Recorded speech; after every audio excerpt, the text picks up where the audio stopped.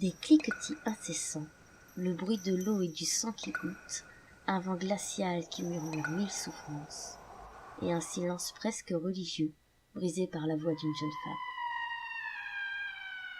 Traînée par 2 bourreaux lassés, elle tentait de se débattre en vain. Ses poignets étaient rouges, endommagés par sa lutte, sa gorge semblait se perdre dans des douleurs muettes, et son corps se faisait traîner sans la moindre pitié. Tout son être refusait de croire ce qui était en train de lui arriver. Et pourtant... De nombreux regards semblaient glisser sur cette scène banale, avant de se reconcentrer sur le sol, droit devant eux. Aucune pitié ne pouvait s'afficher, aucune surprise. C'était un quotidien. Chaque semaine était la même. Un nouvel objet arrivait pour redécorer le château. Un nouvel objet venait en remplacer un ancien, qui avait fini par perdre son éclat et qui avait été jeté aux ordures. Un nouvel objet arrivait, et une seule pensée traversait les esprits. Et s'il venait me remplacer? L'un des bourreaux lâcha la demoiselle et se rapprocha d'un four. Il le garnit de bois sec et y mit rapidement le feu, attrapant ensuite une longue tige de fer ornée d'un cercle étrange au bout. L'homme nettoya précieusement le cercle, ne voulant pas craindre la fureur du maître si le symbole venait à se graver avec grossièreté. L'autre bourreau tenta d'attacher la demoiselle, seule, mais se fit mordre avec violence, voyant de la chair finir entre les lèvres de la pauvre folle. Il laissa sa main s'abattre sur le visage maculé de sang de la victime et profita de son étourdissement pour terminer d'attacher ses bras en l'air, lâchant un juron. « Quelle conne! Je vais lui faire payer ça! Passe-moi le fer !» hurla presque le blessé, visiblement furieux d'une telle résistance. Il ne reçut néanmoins qu'un simple rire de la part de son collègue. Ce dernier expliqua qu'il n'avait qu'à être plus prudent quand il s'occupait d'un colis, ajoutant que le fer n'était pas assez chaud. Il ne fallait pas se précipiter. Ils étaient payés pour un travail bien fait. La châtain redressa légèrement la tête en reprenant peu à peu ses esprits, sentant son corps se tendre d'un coup. Elle avait relié les informations entre elles et comprenait ce qui allait lui arriver. Elle n'aurait jamais cru finir ici. Et pourtant, elle serait très bientôt la nouvelle toile de ce maudit symbole. « Je vous en supplie, laissez-moi retourner chez moi. Mes parents, ils m'attendent. » « La ferme! Tu n'as plus le droit de parole désormais. Ouvre-la encore une fois, et je te jure que je te fous ce foutu signe sur la langue. » La prisonnière déglutit avec difficulté en croisant le regard de l'homme. Il ne plaisantait pas. Elle ne comprenait pas. Elle secoua un court moment la tête, comme prise d'une folie passagère, refusant de croire à l'impossible. Elle sentait les courtes mèches de son carré ébouriffé lui fouetter le visage. Mais cela ne suffisait pas à la sortir de ce cauchemar.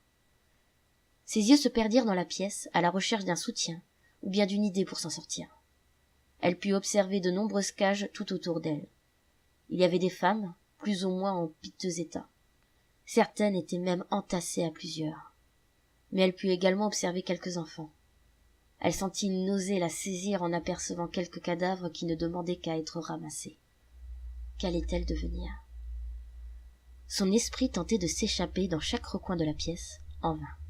Elle ne se rendait même plus compte du froid glacial du sol, du vent qui s'engouffrait, des échos qui se formaient. Cet endroit était un véritable cauchemar. Mais elle était bel et bien réveillée.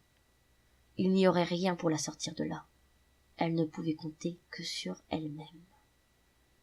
Alors que tout son être se concentrait, le plus colérique des 2 hommes lui arracha son haut sous son cri indigné, affichant un sourire de satisfaction devant son air embarrassé et son corps tremblant.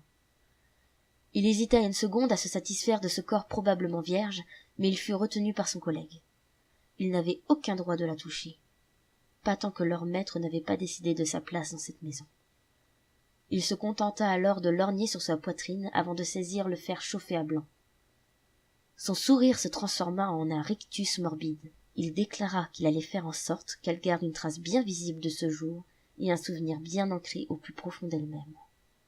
Quand le maître ne donnait aucun ordre, il était usuel d'imposer le symbole au niveau de la nuque. Mais pas pour cette traînée.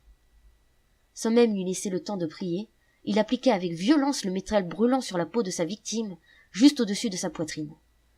Sa langue glissa lentement sur ses lèvres en entendant la jeune fille hurler, ses pupilles se dilatant de ce spectacle.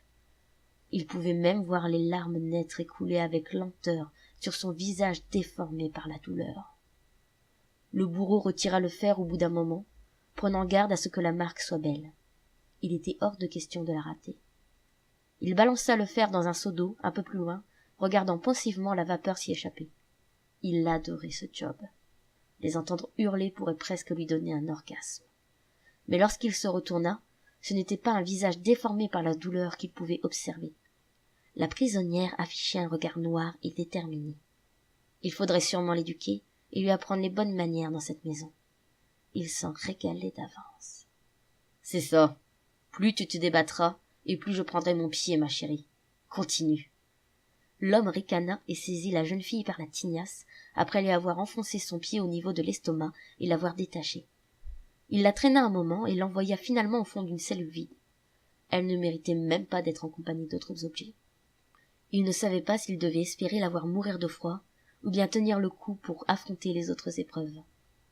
Avec un peu de chance, sa plaie s'infecterait et elle agoniserait un moment, comme la dernière. La jeune femme se traîna difficilement au fond de la cellule, s'adossant contre les barreaux. Son regard glissa un peu partout, à la recherche d'une concentration. Elle voulait oublier la douleur qui la consumait. Elle n'osait pas baisser ses yeux gris vers la plaie. Elle espérait encore se réveiller dans son lit chez ses parents, ou bien dans une botte de foin. Peut-être s'était-elle endormie? Elle avait travaillé dur toute la matinée, après tout. Mais la douleur était bien réelle, tout comme le froid, tout comme le silence bruyant, tout comme toutes ces personnes habituées à cette triste existence. Elle ne pourrait compter que sur elle-même, elle le savait. Elle n'était pas la seule à espérer survivre.